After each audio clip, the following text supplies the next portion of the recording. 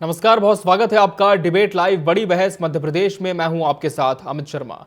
मध्य प्रदेश में मुख्यमंत्री डॉक्टर मोहन यादव सरकार ने वित्तीय वर्ष 2025-26 के लिए 4,21,032 करोड़ का बजट पेश कर दिया है। सरकार का दावा है कि यह बजट महिलाओं, युवाओं, किसानों और गरीबों के कल्याण के लिए एक ठोस कदम है। इस बजट में रोजगार, शिक्षा और सामाजिक कल्याण को खास प्राथमिकता देने की बातें हैं, लेकिन विपक्ष ने इस बजट को निराशाजनक बताया है। आज इसी विषय पर हमारी चर्चा होगी। उसके पहले एक नजर इस खास रिपोर्ट पर।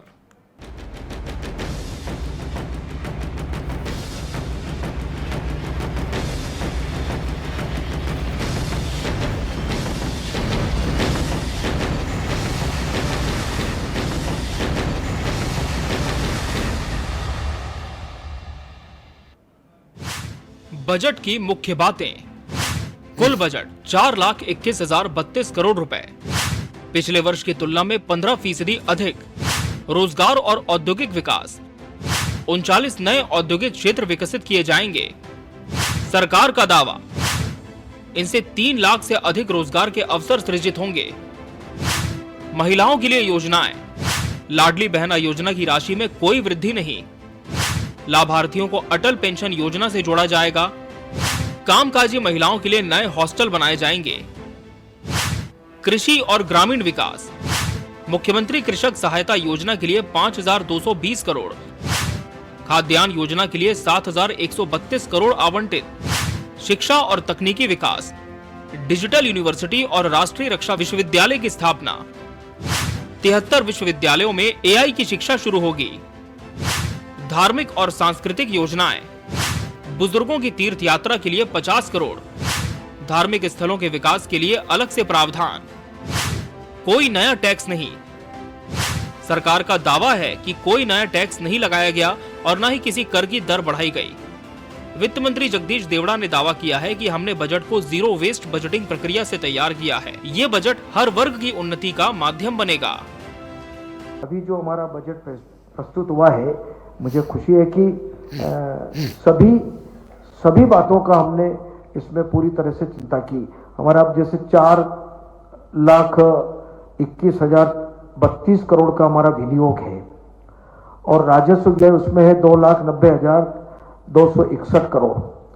पूंजीगत का हमने पिछली बार जो पूंजीगत था वो अभी जो पूंजीगत रखा हमने 85,076 करोड़। और सबसे बड़ी बात हमारी जो रही है कि जीरो बजटिंग पर किया, हमने पूरी चिंता की। हमारे सभी ने ये सारी चिंता करके हमने पहली बार ऐसा बजट जो है जीरो बजटिंग के उस पर हमने बनाया। मुख्यमंत्री डॉक्टर मोहन यादव ने दावा किया है कि ये बजट आत्मनिर्भर मध्य प्रदेश की दिशा में एक मजबूत कदम है। हम हर वर्ग को विकास की मुख्यधारा में लाने के लिए प्रतिबद्ध हैं। अभी तक का ऐतिहासिक बजट जिसमें सभी वर्गों के लिए पर्याप्त धनराशि रखी गई है और जीरो बजट, कोई टैक्स नहीं, सब प्रकार की संभावनाओं से लेकर के मध्य प्रदेश को विकास के सारे समृद्धि के द्वार खोलेगा। मेरी अपनी ओर से बधाई। वहीं इस बजट को विपक्ष ने निराशाजनक बताया है। नेता प्रतिपक्ष उमंग सिंघार ने आरोप लगाया कि ये बजट केवल आंकड़ों की बाजीगरी है। किसानों की समस्याएं जस की तस हैं और बेरोजगारी के लिए कोई ठोस नीति नहीं है। बिल्कुल कागजों का बजट है और आंकड़ों का बजट है, जादुई आंकड़ों का। सरकार हर वर्ग के लिए नहीं सोच रही, हर वर्ग के हिसाब से प्रावधान नहीं है। प्रावधान है तो बिल्कुल ऊंट के मुंह में जीरे के बराबर है। तो मैं समझता हूं कि चाहे आदिवासी क्षेत्र की बात है, आदिवासी उपयोजनाओं के लिए स्पष्ट कोई नीति नहीं है सरकार की बजट को लेके। सरकार की युवाओं को लेके, नौकरियों को लेके कोई स्पष्ट नहीं है। हम कितने पद भर्ती करेंगे ये भी स्पष्ट नहीं है। तो इससे पता चलता है कि प्रदेश के युवाओं के नौकरी का द्वार सरकार ने बंद कर दिया। मोहन सरकार का कहना है कि ये बजट हर वर्ग के लिए लाभकारी है, चाहे वो किसान हो, युवा हो या महिलाएं। लेकिन विपक्ष का आरोप है कि ये बजट केवल घोषणाओं तक सीमित रहेगा और जमीनी स्तर पर बदलाव लाने में नाकाम होगा। अब सवाल ये है कि क्या ये बजट सच में मध्य प्रदेश की जनता की उम्मीदों को पूरा करेगा या सिर्फ कागजों तक सीमित रहेगा। Bureau report, TV.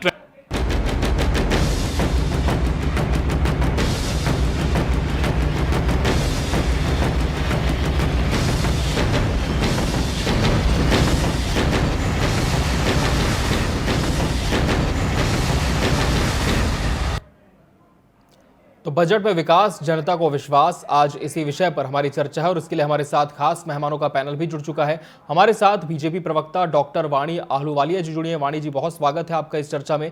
कांग्रेस प्रवक्ता डॉक्टर विनोद शर्मा जी प्रतिपक्ष का पक्ष रखेंगे। डॉक्टर विनोद जी, आपका भी बहुत बहुत स्वागत है। और वरिष्ठ पत्रकार डॉक्टर देवेंद्र विश्वकर्मा जी भी इस चर्चा का अहम हिस्सा है। देवेंद्र जी, आपका भी बहुत बहुत स्वागत है। वाणी जी, आज बजट पेश किया जा चुका है। लगातार अटकलें थी कि इस बार किस वर्ग को सरकार क्या सौगात अपने पिटारे में से देगी, लेकिन अब सब कुछ स्पष्ट है। लेकिन बतौर सत्ता पक्ष जो ज्ञान की अवधारणा है, प्रधानमंत्री नरेंद्र मोदी का जो ध्येय वाक्य है, क्या आप मानती हैं कि इस बजट ने उस अवधारणा को अवशोषित किया है, समाहित किया है पूरी तरह से? जी, सबसे पहले तो मैं टीवी 24 के दर्शकों को नमस्कार करूंगी और मैं क्षमा चाहूंगी, मेरा टाइप में कुछ ग्लिच है, इसलिए मैं उस पर लॉगिन नहीं कर पा रही। जी मैम। और मेरे साथ जो साथीगण इस डिबेट पे हैं, आप सबको भी प्रणाम करती हूँ। देखिए, तो बजट की चिंता हम कर रहे थे काफी दिनों से। आज उसके ऊपर हमारा एक बार पुनः विश्वास, आत्मविश्वास ये स्थापित हुआ है, क्योंकि आज जो बजट पेश हुआ है उसने ये स्थापित कर दिया कि सर्वजन सुखाय सर्वजन हिताय।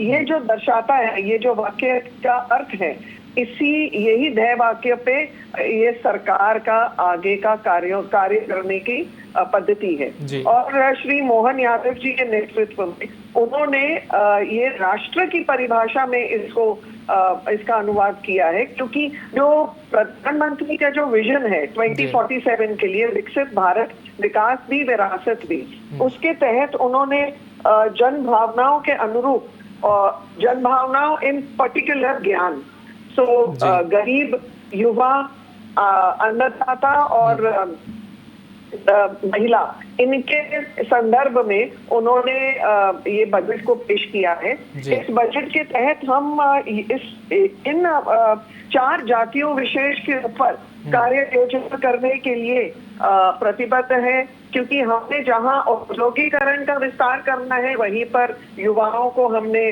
नौकरियां उपलब्ध करानी है। हमने देखा है कि केंद्र की जो रिफ्लेक्शन है, इसमें टूरिज्म, मातृशक्ति को सशक्त करने का जो विजन है, उन्हें युवाओं को शिक्षा देने के लिए, जनजातीय क्षेत्र को सशक्त करने के लिए, किसानों को भी एक प्रोत्साहन देने के लिए, ये तमाम योजनाएं इसलिए हैं कि हम भारत की रीढ़ की हड्डी को मजबूत करें, हम विकास की योजनाओं को आगे बढ़ाएं और हम सिर्फ भारत की परिकल्पना करेंगे। जी बिल्कुल, तो भारत की परिकल्पना को लेकर एक बहुत बड़ा विजन यहाँ पर सरकार का आया है। लेकिन डॉक्टर विनोद शर्मा जी, विपक्ष क्या देखता है, किस तरह से इस पूरे बजट को आप लेते हैं? क्या तमाम जो घोषणाएं हैं वो धरातल पर साबित होती भी दिखेंगी, और क्या हर वर्ग के लिए इस बजट में कुछ रहा है? सबसे पहले आपको नमस्कार, और नमस्कार। चैनल को देखने वालों को बहुत बहुत नमस्कार जी, वाणी जी को भी नमस्कार जी। देखिए, मैं आज आपको बिल्कुल सच्चाई बताऊं कि बजट पहले, आज से 15-16 साल पहले बजट आता था, लोग उससे निगाह बना के रखते थे क्या बजट आएगा, इसमें क्या आगे बढ़ेगा, क्या घटेगा, कैसा होगा। अब तो कट कॉपी पेस्ट का बजट है, बजट नहीं है। ये कर्ज कैसे और ज्यादा लें। क्या होता है कि बहुत, आपको बताऊं एक छोटा सा उदाहरण, किसी का अयोग्य लड़का हो तो उस लड़के की थोड़ी सी और ज्यादा ये बता कि लड़का यहाँ कर रहा, वहाँ कर रहा, नौकरी कर रहा, तो उसको फिर लड़की वाले, शादी वाले आते हैं जिससे थोड़ा उनका दहेज जो है बढ़ता है। तो ये एक दिखावे का वजह है, किस प्रकार से ज्यादा दिखा दें जिससे हम कर्ज ज्यादा ले सकें। सिर्फ कर्ज लेने का बजट है, एक तरह से जुमला है। मैं आपको बताऊं, बिल्कुल इसलिए नहीं कि मैं कांग्रेस पार्टी का प्रवक्ता बन के बैठा हूँ, मैं एक आम नागरिक के हिसाब से बताऊँ। बजट जो आया, जिसमें वाणी जी हमारी बहन है, महिला है जी। ये सरकार इस बार की जो सरकार आई, लाडली बहना के दम पे आई जी। उन्हीं का 3000 रुपए कर देते, आपने नहीं किया, टकटकी लगा के बहने देती रही। 4 लाख महिलाओं के नाम काट दिए गए उस लड़की से। किसानों के लिए वाणी जी बताएंगे बहुत अच्छा, किसानों के लिए आप उनका गेहूं का मूल्य, धान का मूल्य, सोयाबीन का मूल्य, तेल, राई का मूल्य, सरसों का मूल्य, ज्वार का, यही बढ़ा देंगे। आपने उसमें भी कुछ नहीं। आप ये कह रहे हो कि हमने टैक्स नहीं बढ़ाया, अरे पर्ची में कोई टैक्स बढ़ता है क्या? कोई पर्ची ऐसी चलती है तो टैक्स बढ़ता है? ऑलरेडी टैक्स से जनता मरी जा रही है। मैं आपको बताऊं, आज किसान की हालत ये है कि यदि इनके रेट नहीं बढ़ाए गए, एमएसपी इनकी नहीं लागू की गई, तो दोनों टाइम, मैं किसान परिवार से जुड़ा व्यक्ति हूँ, दोनों टाइम उनके यहाँ चूल्हा जलना मुश्किल हो जाएगा। दोनों टाइम। आप बोलते हैं युवाओं के लिए हमने दिया, क्या इसके डेवलपमेंट में दिया? मत आपने 3 लाख नौकरी का प्रावधान, अरे 7,411 पोस्ट मध्य प्रदेश पुलिस की निकली है 2023 में, आज भर्ती नहीं कर पाए आज तक। ऐसा कोई डिपार्टमेंट नहीं जहां पे आपकी पूरी की पूरी सरकारी नौकरियां खाली पड़ी हैं। आप उसमें क्या किया? हाँ, क्योंकि इवेंट अच्छा है, इवेंट आप भारतीय जनता पार्टी कोई भी काम, मैं मानता हूँ वाणी जी हमसे अच्छी प्रवक्ता है और इवेंट में इनका कोई वो नहीं है, दूसरा इसका विकल्प नहीं है। अभी आपको याद होगा राजस्थान के मुख्यमंत्री ने बोला, उनसे पूछा गया कि आपको इस दुनिया का सबसे अच्छा नेता कौन लगता है, उन्होंने बोला मोदी जी। तो ये इवेंट वाली, एक्टिंग वाली, अच्छे एक्टर और अच्छे एक्ट्रेस वाली पार्टी हो गई है। इवेंट अच्छा कर लेते हैं, जुमला अच्छा बोल लेते हैं, झूठ अच्छा बोल लेते हैं। बाकी आप एक मुद्दा पे वाणी जी से आप बात करिए, किसी एक पॉइंट में बहस कर ले, इस मुद्दे पे ये बजट अच्छा है, मैं उस मुद्दे पे पूरी तरह से तैयार हूं आपसे। बिल्कुल, क्या खास रहा इस पर तो जरूर हम सत्ता पक्ष का जवाब जानेंगे ही, लेकिन डॉक्टर देवेंद्र विश्वकर्मा जी, आपका एनालिसिस क्या कहता है? क्या पूरी तरह से 2.0 बजट जो मोहन सरकार का रहा पूरा बैलेंस बजट है या कुछ कमी आप देखते हैं? देखिए, पहले तो केंद्र सरकार जिस मार्ग पे चल रही है, मध्य प्रदेश सरकार भी उसी मार्ग पे चल रही है। वो गरीब की बात कर रही, किसान की बात कर रही, महिलाओं की बात कर रही, युवाओं की बात कर रही है। एक चीज का तो मैं मध्य प्रदेश के मुख्यमंत्री जी को बधाई दूंगा कि वो निवेश के लिए प्रयास कर रहे हैं, प्रदेश में कर रहे हैं, प्रदेश के बाहर कर रहे हैं और इस देश के बाहर भी कर रहे हैं। ये अच्छी बात है। मध्य प्रदेश का इंफ्रास्ट्रक्चर बहुत बेस्ट है, एग्रीकल्चर डेवलप हो रहा है और सरकार ने कृषि और ग्रामीण विकास की चिंता की है, जो 66% आबादी जिस पे डिपेंड है। ये बहुत अच्छी बात है, ये हमारा बेस है। लेकिन मुझे लगता है कि बैलेंस बजट की आपने बात की, तो सरकार को इस बात की भी चिंता करना पड़ेगी कि इस बजट के लिए पैसा कहाँ से आएगा। एक देखिए, हम रियल एस्टेट की बात करें, बहुत अच्छा रोजगार है, इंडस्ट्रीज को ग्रोथ मिल रहा है, लेकिन स्टाम्प ड्यूटी ज्यादा है, जीएसटी के कारण उसमें थोड़ी दिक्कत आई हुई है।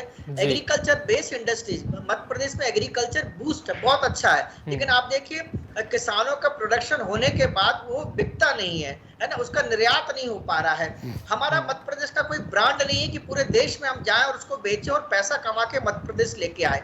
तो इस ओर हमको ध्यान देना पड़ेगा। जो हमारा यूथ है ना, उस यूथ, मध्य प्रदेश का यूथ देखिए, या तो इंदौर जा रहा है, भोपाल जा रहा है, मध्य प्रदेश के बाहर जा रहा है, मध्य प्रदेश को उपयोग नहीं कर पा रहा है। अब हमको थोड़ा ये जो बैलेंस से ऊपर सोचने की आवश्यकता है। हमारा इंफ्रास्ट्रक्चर मजबूत है, सड़क, बिजली, पानी की कोई समस्या नहीं है प्रदेश के अंदर, लेकिन हमें बहुत तेजी से काम करने की आवश्यकता है। मैं मुख्यमंत्री जी को बधाई दूंगा, वो बहुत प्रयास कर रहे हैं, उनकी प्रयास की मैं तारीफ करूंगा। लेकिन जो इंडस्ट्रीज ग्रोथ होनी चाहिए, जो एग्रीकल्चर को सपोर्ट मिलना चाहिए, जो यूथ के हाथों में एम्प्लॉयमेंट आनी चाहिए, जो रिसर्च और एजुकेशन को बढ़ावा मिलना चाहिए। जैसे अभी भी आप देखिए कि हायर एजुकेशन में बहुत पोस्ट खाली है, लेकिन मुझे इस बजट में सबसे अच्छी बात ये लगी, उन्होंने किसानों की चिंता की, उन्होंने रूरल डेवलपमेंट की बात की। देखिए, प्रधानमंत्री सड़क ने बहुत अच्छा काम किया, मुख्यमंत्री सड़क ने बहुत अच्छा काम किया, बारामासी सड़क ने बहुत अच्छा काम किया। अब मजरा और टोले की सड़क, जो लास्ट सड़क है, उसका भी विकास ये सरकार करने वाली है। मैं इसका स्वागत करता हूँ। सिंचाई की सुविधा का जो लक्ष्य सरकार ने रखा है, मैं इसका स्वागत करता हूँ। यूथ के लिए सरकार ने सोचा, मैं इसका स्वागत करता हूँ। लेकिन रिसर्च के लिए, हायर एजुकेशन के लिए सरकार को सोचना पड़ेगा, हम अपने एग्रीकल्चर प्रोडक्ट को कैसे मध्य प्रदेश और विदेश में निर्यात कर सके, कैसे एग्रीकल्चर जो किसान है उनको अपने उपज का सही दाम मिल सके, कैसे गन्ना हमारी शुगर इंडस्ट्रीज आ सके, मटर प्रोसेसिंग इंडस्ट्रीज आ सके, कैसे हमारे ब्रांड पूरे भारत में बिक सके और पूरे भारत से पैसा मध्य प्रदेश में आए, इस ओर हमको चिंता करने की आवश्यकता है। फिर भी मैं मानता हूं कि सरकार ने 90% इस बजट में बहुत अच्छा काम किया है। सरकार को सोर्स ऑफ इनकम को जनरेट करने की आवश्यकता है, सरकार को एम्प्लॉयमेंट क्रिएट करने की आवश्यकता है, जिससे युवाओं के हाथ मजबूत हो और हमारा मार्केट में मजबूती आए। बिल्कुल। डॉक्टर वाणी आलूवालिया जी, 90% सरकार ने काम किया, लेकिन क्या मानती हैं कि 10% कहीं प्रयास में कमी रह गई? और दूसरी तरफ कांग्रेस का ये कहना कि कोई एक विषय ऐसा बता दें जिसमें सरकार ने किसी वर्ग के उत्थान की बात कही हो, तो विषय कौन सा होगा वाणी जी? देखिए, मैं सबसे पहले तो कांग्रेस प्रवक्ता को जवाब देना चाहूंगी, क्योंकि उन्होंने ये कहा कि हम इवेंट कर रहे हैं। तो इवेंट ऐसा कल था जो विधानसभा में हुआ। इवेंट तो वो होता है जो हर विधानसभा के सत्र में उसकी एक कार्यप्रणाली, एक सकारात्मक चर्चा भंग करने का जो प्रयास होता है, वो कांग्रेस इवेंट करती है। कल आपका इवेंट एक हुआ विधानसभा के द्वार पे, जहां कोई काले गमछे ओढ़े खड़ा था, तो उनकी कंपटीशन में दूसरे नेता आपके मंच पर और लोगों को लेकर चढ़ गए, और पता नहीं आपके कार्यकर्ता थे कि किराए के थे, पर वो मंच गिर गया। इसको बोलते हैं इवेंट। भारतीय जनता पार्टी बिल्कुल वचन से अपने दाएं बाएं नहीं होती, क्योंकि जो मुखर्जी और जो दीनदयाल जी की जो स्वप्न के आखिरी व्यक्ति तक हमने हमारी योजनाओं का विस्तार लेके जाना है और उसका असर दिखाना है, भारतीय जनता पार्टी वो कर रही है। अब ये देखिए, जनजातीय क्षेत्र में जो कार्य हो रहा है वो आज तक कभी नहीं हुआ। जनजाति जो मंत्रालय की घोषणा, जो उसको स्वीकार्यता दी, वो अटल जी ने, और उसके बाद अब हम क्रमबद्ध तरीके से हम जैसे जैसे जनजातीय क्षेत्र को सुविधाएं और योजनाओं का लाभ दे रहे हैं, जैसे 22 हॉस्टल्स बनेंगे, हॉस्टल्स जो नवीनीकरण होगा इन हॉस्टल्स का, मेस युक्त जो भी फैसिलिटीज आज होती हैं, और इनके बच्चों के लिए स्कॉलरशिप्स की योजना, माताओं बहनों के लिए जो छोटे समूह चलाते हैं, जो छोटे उद्योग, लघु उद्योग चलाती हैं, तेंदुपत्ता के लिए, सबके लिए योजनाएं दे रहे हैं। और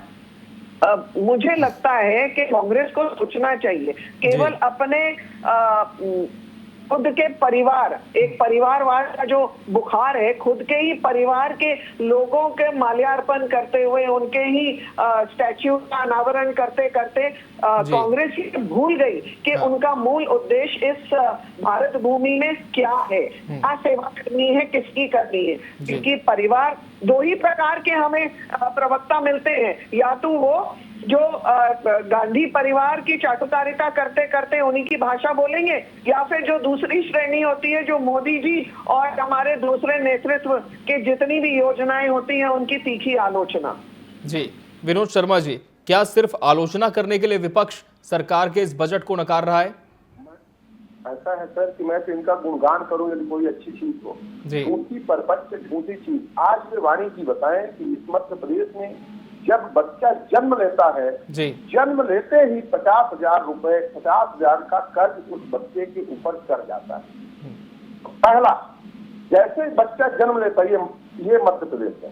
दूसरा, आज हमारा मध्य प्रदेश भुखमरी और कुपोषण में बिहार के बाद दूसरे नंबर पे है, भुखमरी और कुपोषण। तीसरा, क्योंकि वाणी जी बैठी है, महिला बहन है, आज पूरे मध्य प्रदेश में महिलाओं के साथ जो अत्याचार हो रहा है, ये डेटा आपकी सरकारी वेबसाइट पे है। आप वहां पे देखिए कि मध्य प्रदेश जो दिल का प्रदेश था, आज वहां की स्थिति क्या हो गई है। चौथा, दिखावा की बात नहीं है तो क्या है। मैं रीवा पे आता हूँ, सुनिए, मैं रीवा पे आता हूँ। अभी रीवा में यहाँ उप मुख्यमंत्री है राजेंद्र शुक्ला जी, उन्होंने पीएम केयर से एक पेशेंट एरोप्लेन चला, 2 दिन चला। क्या इसके बाद रीवा में पेशेंट कम हो गए, या पैसे तो है ही नहीं है? 2 दिन वो इवेंट चला, 2 दिन। मोदी जी कहते हैं चप्पल पहनने, हवाई चप्पल पहनने वाला अब प्लेन में चलेगा, और प्लेन का किराया कितना होता है? वाणी जी, मोदी जी ने कहा था हम 2 करोड़ लोगों को रोजगार देंगे। हालांकि समझने में भूल हुई, उन्होंने कहा था कि मैं ऐसा प्रधानमंत्री बनूंगा जो आजादी के बाद से लेकर अब तक अभूतपूर्व प्रधानमंत्री, दूसरा कोई नहीं। आज गंगा खतरे में है, आज गाय खतरे में है, आज गरीब खतरे में है। कौन से ऐसे वर्ग की आप बात करेंगी उस वर्ग का उत्थान हुआ है? हाँ, मैंने फिर से कहा, ठीक है, मंच तो भारतीय जनता पार्टी के कई मंच टूटे, आप भी जानती हैं। मंच टूटने का देखिए, आप उदाहरण कहाँ लोगे? आज बजट पे चर्चा है, बजट की आप कोई ऐसी बात नहीं थी। यहाँ चित्रकूट में इतना बड़ा हिमाचल सपना में आपके वहाँ सांसद हैं, वो भी चिट्ठी लिखे कि आप इसको एक टाइगर रिजर्व घोषित कर दो, नहीं जुड़ेगी। तो जब आपको कोई नई योजना दी जाती है कि आप इसमें काम कर लो, तो उसमें तो काम करना नहीं है। और समस्या ये है कि मीट मीट गप गप करू करू सू जवाब ले बने लेते रहना हैं है। डॉक्टर वाणी जी, जवाब दीजिए, क्या सिर्फ दिखावे का बजट है, काम इस पर नहीं होगा, सिर्फ घोषणाएं हुई हैं? देखिए, ये अभी एक भी सार्थक चर्चा की क्या कांग्रेस प्रवक्ता ने इस डिबेट में? ये ऐसे ही इनका ऐसे ही कृत्य रहता है सदन में भी। क्या ये जनहितैषी मुद्दों पे, विकास के मुद्दों पे, राष्ट्रहित के मुद्दों पे सार्थक चर्चा नहीं करते? आऊंगा, फिर से आपसे जवाब लूंगा विनोद जी। सिर्फ दाएं बाएं भागेंगे और इधर उधर की बात करेंगे, और यही इनकी मंशा है, क्योंकि ये इतने अल्ट्रा कंफ्यूज स्टेट में है। बिल्कुल जनता देख रही है मेरे प्रिय भाई, और आपको भी देख रही है, आपके कृत्य को भी देख रही है। आप कैसे जनता के पैसे बर्बाद कर रहे हैं विधानसभा में। सत्र का जो आयोजन होता है उसे भंग करवा के।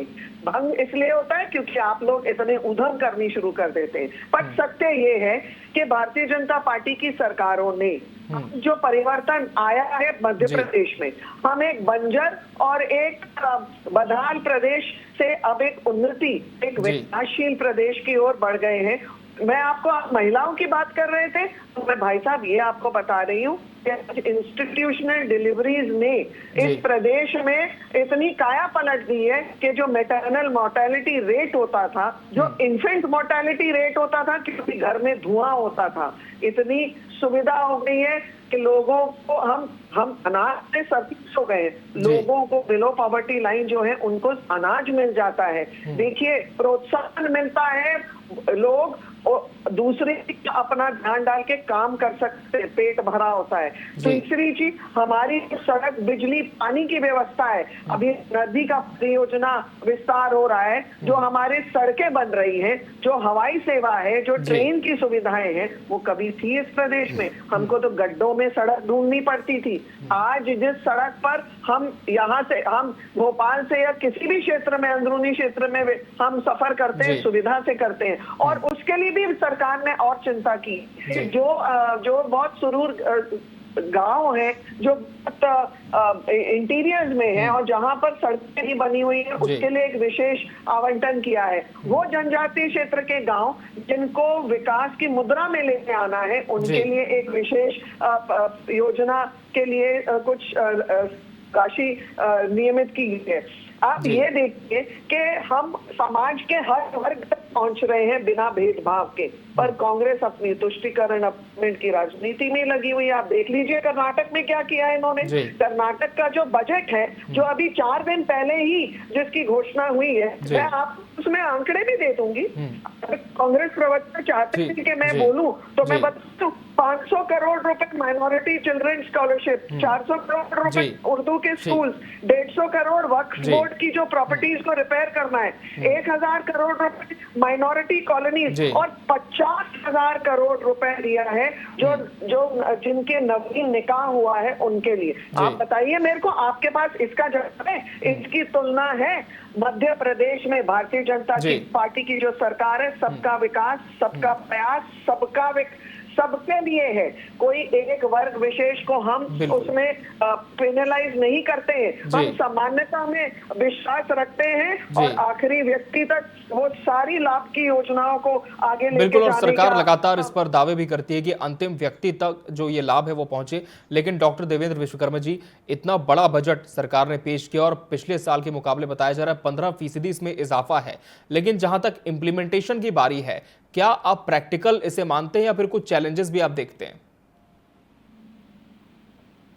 बढ़ाना कोई बढ़ाना नहीं होता। अगर आप देखें, प्रति वर्ष महंगाई और ये सब जो HRA होता है, गवर्नमेंट के एक्सपेंडिचर होते हैं, मटेरियल होता है, तो 10-15% बढ़ता ही बढ़ता है। देखिए, मध्य प्रदेश के सामने चैलेंज ये सबसे बड़ा कि मार्केट को बूस्ट हम कैसे दें, एम्प्लॉयमेंट बेस्ड, हम जो भी इंडस्ट्री है वो एम्प्लॉयमेंट क्रिएट करे, है ना। तो ये कैसे, मध्य प्रदेश का उद्योग कैसे बढ़े, मध्य प्रदेश में बाहर का निवेश है और मध्य प्रदेश की इंडस्ट्रीज बाहर जाए, हमारा प्रोडक्ट बाहर जाए, तभी तो हमारे पास पैसा आएगा ना। इसलिए आपको नए नए सेक्टर पे खोज करना पड़ेगा, हमको टूरिज्म के सेक्टर तरफ जाना पड़ेगा, आपको रियल एस्टेट की तरफ जाना पड़ेगा, हमको योगा को एक इंडस्ट्रीज के रूप में लाना पड़ेगा कि हमारे लोग योगा से में भी बहुत रोजगार, उस तरफ भी हमको जाना पड़ेगा।